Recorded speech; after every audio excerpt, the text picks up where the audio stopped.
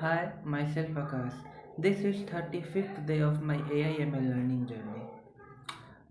In this 5 week, I have building a strong foundation for AI/ML learning journey. In this 5 week, the topic I cover in this 5 week are Python, NumPy, Panda, and SQL. So if I particularly talk about this week, so in this week I learn about data collection and MySQL. So and also learn कि जो भी model हम create करते हैं AI/ML में, वो model जितना भी अच्छा होगा उसके लिए वो डेटा अच्छा होना चाहिए। तो उसी लिए पाइथन एंड एसक्यूएल पेंडा ये सब वेरी इंपॉर्टेंट है। पाइथन जो कि डेटा क्लीनिंग एंड ट्रांसफॉर्मिंग में हेल्प करता है। एसक्यूएल से हम डेटा कलेक्ट कर सकते हैं। So first of all, I learn about what is data collection. So what is data collection? Data collection means gathering raw data, number, text, image, or signal that will later be cleaned, analyzed, and used to make decision for train AI/ML। So data collection क्या होता है? जो भी हम raw data collect करते हैं और उसको वही रॉ डेटा को हम जो क्लीन करते हैं, और वही क्लीन डेटा जो क्या होता है ML यूज करता है, उसी को हम क्या कहते हैं? Data collection. सो डेटा कलेक्शन हमारा दो टाइप का होता है, एक प्राइमरी डेटा कलेक्शन एंड एक secondary data collection. So what is primary data collection? जो भी हम डेटा खुद से सेलेक्ट करते हैं उसको हम प्राइमरी डेटा कलेक्शन कहेंगे। और जो डेटा पहले से मार्केट में अवेलेबल होता है उसको बस हम डाउनलोड या फिर उसको डाउनलोड करते हैं या फिर हम किसी से लेते हैं तो उसको हम सेकेंडरी डेटा कहते हैं। And also learn about data source. Data हम कहाँ कहाँ से सोर्स है डेटा? तो सबसे पहले डेटाबेस हो गया। जितने भी वेबसाइट बड़े बड़े कंपनी का वो सब अपने डेटाबेस को यूज करते हैं, उसमें एक जो भी उनका डेटा को मैनिपुलेट करना होता है वो एसक्यूएल नॉन एसक्यूएल हो गया डेटाबेस के लिए। फिर पब्लिक डेटाबेस, हम कोई भी डेटा सेट डाउनलोड करना है तो पब्लिक पे कैगल वेबसाइट है, उस पर सारे डेटा मिल जाएंगे हमको AI/ML पढ़ने के लिए। फिर API से हम डेटा स्केच कर सकते हैं। फिर वेब स्क्रैपिंग हो गया, सेंसर एंड डिवाइस, सर्वे, हम सर्वे की मदद से किसी भी चीज़ का सर्वे करते हैं तो उससे हम डेटा कलेक्ट कर सकते हैं। तो यही मैं पढ़ा डेटा कलेक्शन में। आफ्टर दैट मैंने एसक्यूएल पढ़ा। तो सबसे पहले एसक्यूएल में डेटाबेस, तो डेटाबेस मैनेजमेंट सिस्टम होता क्या है? सो what is DBMS? So DBMS is a software that interact with user application and database itself to capture and analyze data। So database क्या होता है? ये कंप्यूटर से डेटा को हम मैनिपुलेट करना हो गया, रीड करना हो गया, अपडेट करना हो गया, हम कर सकते हैं जो कि स्ट्रक्चर वे में। Database management system. तो डेटाबेस क्या होता है? तो database is organise collection of information और डेटा। डेटाबेस क्या होता है? डेटाबेस होता है कि जो भी हमारा डेटा है वो एक स्ट्रक्चर वे में कहीं पे रखा हुआ है तो उसको हम डेटाबेस कहेंगे। फिर आता है रिलेशनल डेटाबेस। रिलेशनल डेटाबेस क्या होता है? जो कि स्ट्रक्चर वे में वो डेटा क्या है, टेबल के फॉर्म में हो तो उसको क्या बोलते हैं? Relational database. Then I learn about SQL. So type of SQL. I learn about 3 types. First one is data definition language, DDL. Second one is data query language, DQL. And third one is data manipulating language, is DML. So DDL में क्या जो function आते हैं वो हो गया create. अगर हम किसी टेबल को क्रिएट करना है तो हम क्रिएट कर सकते हैं, ड्रॉप करना है तो ड्रॉप कर सकते हैं। एंड डेटा क्वेरी DQL में क्या क्या आता है? किसी भी डाटा को हमको रिट्रीव करना है तो हम कैसे कर सकते हैं? सेलेक्ट की मदद से किसी भी डाटा को हमको चाहिए डिस्प्ले करवाना है तो हम सेलेक्ट, वेयर, एंड और नॉट, ये सब की मदद से हम कर सकते हैं। फिर आता है data manipulating language.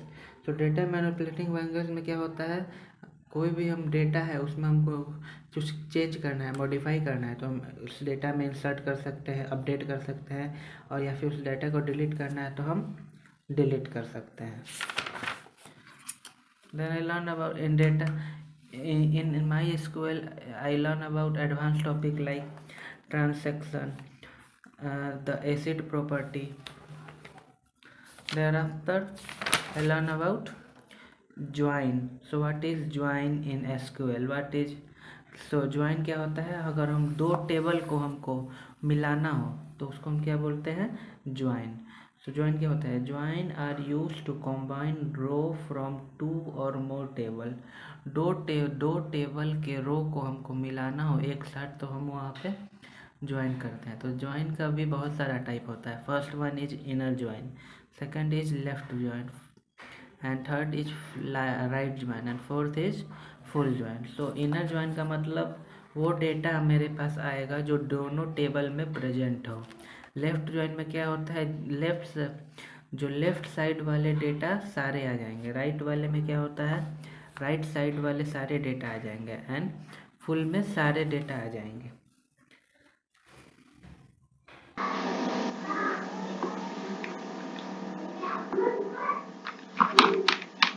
So this is my SQL file जो कि मैंने इस वीक पढ़ा है। तो हियर फर्स्ट ऑफ ऑल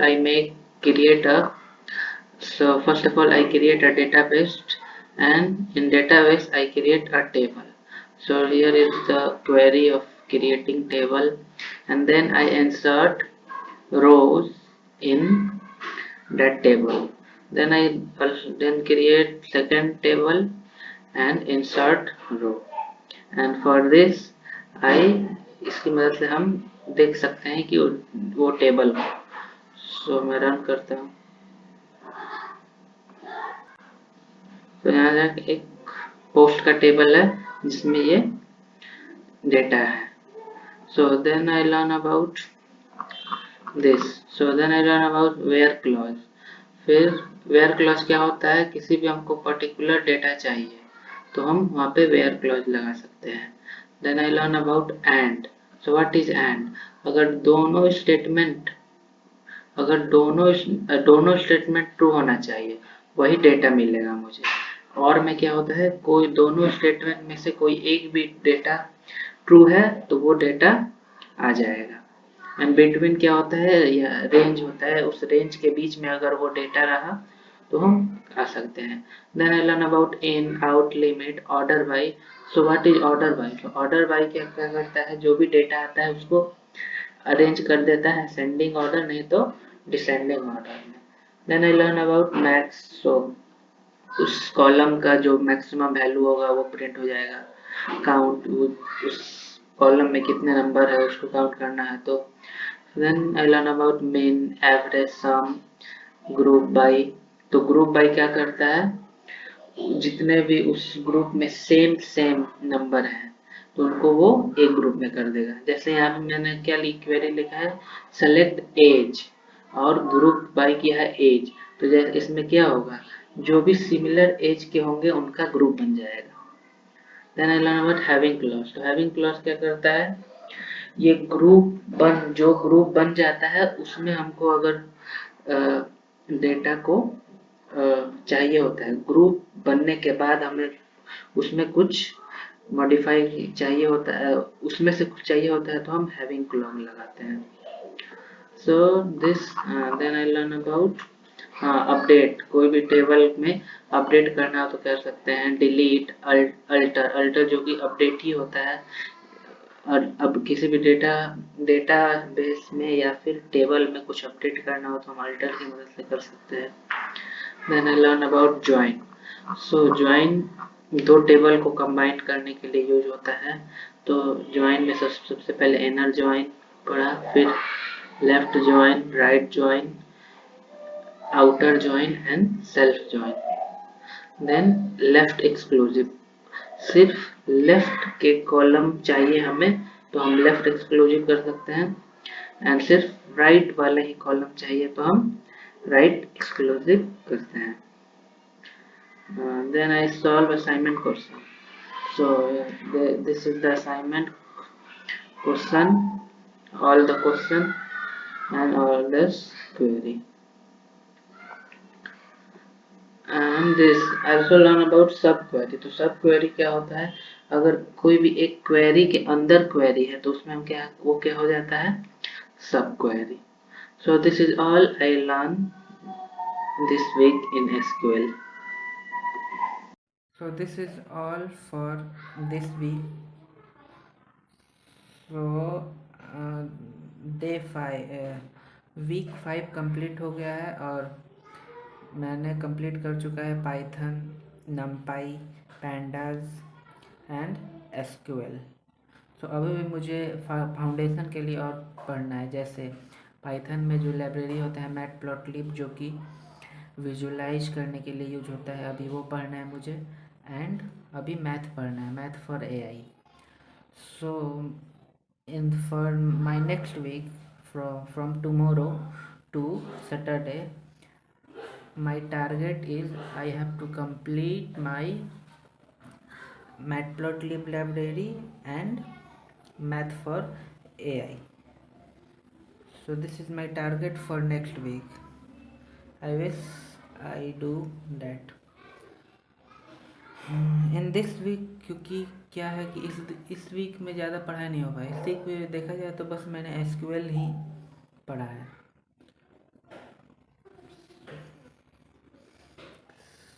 तो अब थोड़ा सा सीरियस हो गया, नेक्स्ट वीक में पढ़ूँगा मैटप्लॉटलिब एंड मैथ पढ़ लूँगा। उसके बाद अगले वीक से एमएल स्टार्ट हो जाएगा। So till now, stay consistent. Bye.